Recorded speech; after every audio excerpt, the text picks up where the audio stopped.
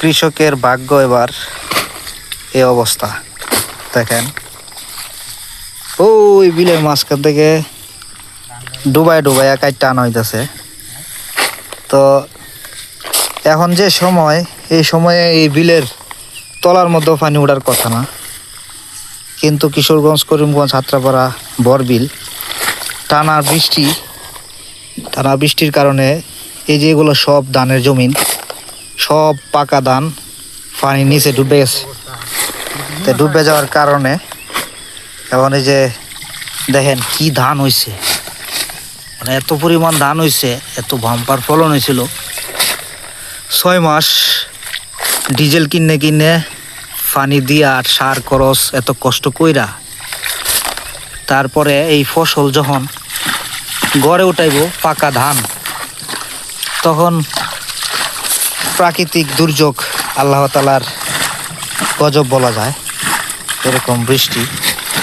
এই পাকা ধান পানির নিচে, শত শত হেক্টর জমি পানির নিচে ডুবে আছে। এটা তো কিশোরগঞ্জের একদম টান এলাকা। আর যে হাওর অঞ্চল আছে, নিকলি, ইটনা, মুডাইমো, নষ্টগ্রাম, কাইল্লাজুরি, ওই হাওর অঞ্চলগুলো তো আর আগেই ডুবে গেছে, মানুষের মারাই করা ধান পর্যন্ত শেষ। তো ধান যে হয়েছে দেখেন, এই ধান পানির নিচে ডুবায় নৌকা দিয়া কাটতে আনা হইতেছে। এই অবস্থা, অনেক জমি তলায় গেছে পানির নিচে, অনেক জমি পানির নিচে তলায় গেছে। এই যে তলায় গেছে এই ধান, কৃষক তাদের বুক ফাটা কান্না।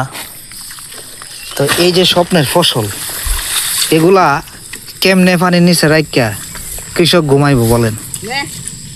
কৃষকের ঘুম আসে না। তো এজন্যই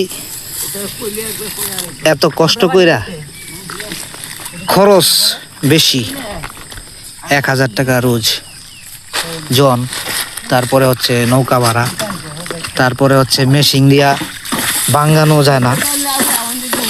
কিন্তু সব কথার শেষ কথা হচ্ছে একটাই, যে কৃষক যেন তার এই স্বপ্নের ফসল পানির নিচে ডুববে পচে গেলে যেন নষ্ট না হয়ে যায়, সেই জন্য শেষ চেষ্টা। এটা হচ্ছে কিশোরগঞ্জ, করিমগঞ্জ, হাত্রাপাড়া, যে বরবিলের এই ধান সব শেষ।